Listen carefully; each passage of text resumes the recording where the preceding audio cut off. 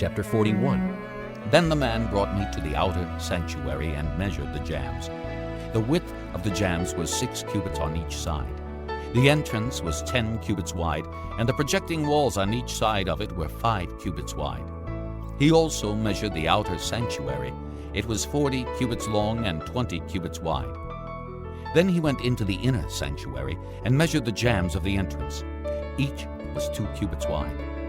The entrance was 6 cubits wide, and the projecting walls on each side of it were 7 cubits wide. And he measured the length of the inner sanctuary. It was 20 cubits, and its width was 20 cubits across the end of the outer sanctuary. He said to me, "This is the most holy place." Then he measured the wall of the temple. It was 6 cubits thick, and each side room around the temple was 4 cubits wide. The side rooms were on 3 levels, one above another, 30 on each level. There were ledges all around the wall of the temple to serve as supports for the side rooms, so that the supports were not inserted into the wall of the temple. The side rooms all around the temple were wider at each successive level. The structure surrounding the temple was built in ascending stages, so that the rooms widened as one went upward. A stairway went up from the lowest floor to the top floor through the middle floor. I saw that the temple had a raised base all around it, forming the foundation of the side rooms. It was the length of the rod, 6 long cubits. The outer wall of the side rooms was 5 cubits thick. The open area between the side rooms of the temple and the priest's rooms was 20 cubits wide all around the temple. There were entrances to the side rooms from the open area, one on the north and another on the south, and the base adjoining the open area was 5 cubits wide all around. The building facing the temple courtyard on the west side was 70 cubits wide. The wall of the building was 5 cubits thick all around, and its length was 90 cubits. Then he measured the temple. It was 100 cubits long, and the temple courtyard and the building with its walls were also 100 cubits long. The width of the temple courtyard on the east, including the front of the temple, was 100 cubits.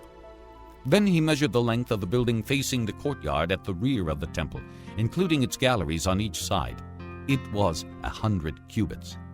The outer sanctuary, the inner sanctuary, and the portico facing the court, as well as the thresholds and the narrow windows and galleries around the 3 of them, everything beyond and including the threshold was covered with wood.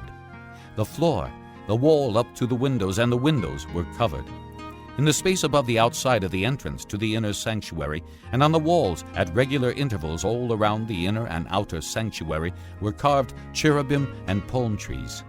Palm trees alternated with cherubim. Each cherub had 2 faces, the face of a man toward the palm tree on one side, and the face of a lion toward the palm tree on the other. They were carved all around the whole temple. From the floor to the area above the entrance, cherubim and palm trees were carved on the wall of the outer sanctuary. The outer sanctuary had a rectangular door frame, and the one at the front of the most holy place was similar. There was a wooden altar 3 cubits high and 2 cubits square. Its corners, its base, and its sides were of wood. The man said to me, "This is the table that is before the Lord." Both the outer sanctuary and the most holy place had double doors.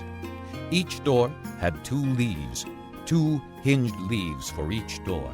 And on the doors of the outer sanctuary were carved cherubim and palm trees like those carved on the walls, and there was a wooden overhang on the front of the portico. On the side walls of the portico were narrow windows with palm trees carved on each side. The side room. Chapter 42. Then the man led me northward into the outer court, and brought me to the rooms opposite the temple courtyard and opposite the outer wall on the north side. The building whose door faced north was 100 cubits long and 50 cubits wide. Both in the section 20 cubits from the inner court and in the section opposite the pavement of the outer court, gallery faced gallery at the 3 levels. In front of the rooms was an inner passageway 10 cubits wide and 100 cubits long. Their doors were on the north. Now the upper rooms were narrower, for the galleries took more space from them than from the rooms on the lower and middle floors of the building. The rooms on the 3rd floor had no pillars as the courts had, so they were smaller in floor space than those on the lower and middle floors. There was an outer wall parallel to the rooms and the outer court. It extended in front of the rooms for 50 cubits. While the row of rooms on the side next to the outer court was 50 cubits long, the row on the side nearest the sanctuary was 100 cubits long. The lower rooms had an entrance on the east side as one enters them from the outer court. On the south side, along the length of the wall of the outer court, adjoining the temple courtyard and opposite the outer wall, were rooms with a passageway in front of them. These were like the rooms on the north. They had the same length and width, with similar exits and dimensions. Similar to the doorways on the north were the doorways of the rooms on the south. There was a doorway at the beginning of the passageway that was parallel to the corresponding wall extending eastward, by which one enters the rooms. Then he said to me, "The north and south rooms facing the temple courtyard are the priests' rooms, where the priests who approach the Lord will eat the most holy offerings. There they will put the most holy offerings, the grain offerings, the sin offerings, and the guilt offerings, for the place is holy. Once the priests enter the holy precincts, they are not to go into the outer court until they leave behind the garments in which they minister, for these are holy. They are to put on other clothes before they go near the places that are for the people." When he had finished measuring what was inside the temple area, he led me out by the east gate and measured the area all around. He measured the east side with the measuring rod. It was 500 cubits. He measured the north side. It was 500 cubits by the measuring rod. He measured the south side. It was 500 cubits by the measuring rod. Then he turned to the west side and measured. It was 500 cubits by the measuring rod. So he measured the area on all four sides. It had a wall around it, 500 cubits long and 500 cubits wide, to separate the holy from the common. The rooms of the temple also had overhangs. Chapter 43. Then the man brought me to the gate facing east, and I saw the glory of the God of Israel coming from the east. His voice was like the roar of rushing waters, and the land was radiant with his glory. The vision I saw was like the vision I had seen when he came to destroy the city, and like the visions I had seen by the Kibar River, and I fell face down. The glory of the Lord entered the temple through the gate facing east. Then the Spirit lifted me up and brought me into the inner court, and the glory of the Lord filled the temple. While the man was standing beside me, I heard someone speaking to me from inside the temple. He said, "Son of man, this is the place of my throne, and the place for the soles of my feet. This is where I will live among the Israelites forever.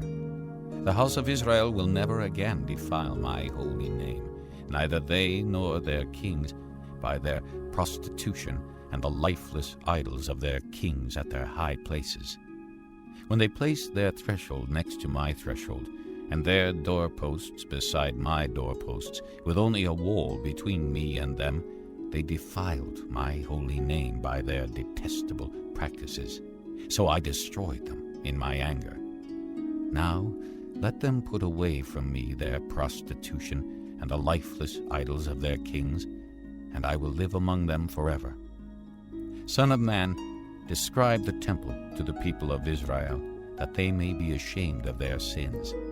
Let them consider the plan, and if they are ashamed of all they have done, make known to them the design of the temple, its arrangement, its exits and entrances, its whole design and all its regulations and laws.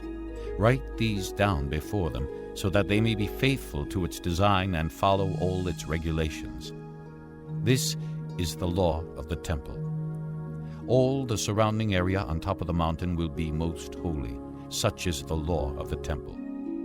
These are the measurements of the altar in long cubits, that cubit being a cubit and a handbreadth. Its gutter is a cubit deep and a cubit wide, with a rim of 1 span around the edge. And this is the height of the altar. From the gutter on the ground up to the lower ledge it is 2 cubits high and a cubit wide. And from the smaller ledge up to the larger ledge it is 4 cubits high and a cubit wide. The altar hearth is 4 cubits high, and 4 horns project upward from the hearth. The altar hearth is square, 12 cubits long and 12 cubits wide. The upper ledge also is square, 14 cubits long and 14 cubits wide, with a rim of half a cubit and a gutter of a cubit all around. The steps of the altar face east. Then he said to me, Son of man, this is what the sovereign Lord says. These will be the regulations for sacrificing burnt offerings and sprinkling blood upon the altar when it is built. You are to give a young bull as a sin offering to the priests who are Levites of the family of Zadok, who come near to minister before me, declares the sovereign Lord. You are to take some of its blood and put it on the 4 horns of the altar and on the 4 corners of the upper ledge and all around the rim, and so purify the altar and make atonement for it. You are to take the bull for the sin offering and burn it in the designated part of the temple area outside the sanctuary. On the 2nd day, you are to offer a male goat without defect for a sin offering, and the altar is to be purified as it was purified with the bull. When you have finished purifying it, you are to offer a young bull and a ram from the flock, both without defect. You are to offer them before the Lord, and the priests are to sprinkle salt on them and sacrifice them as a burnt offering to the Lord.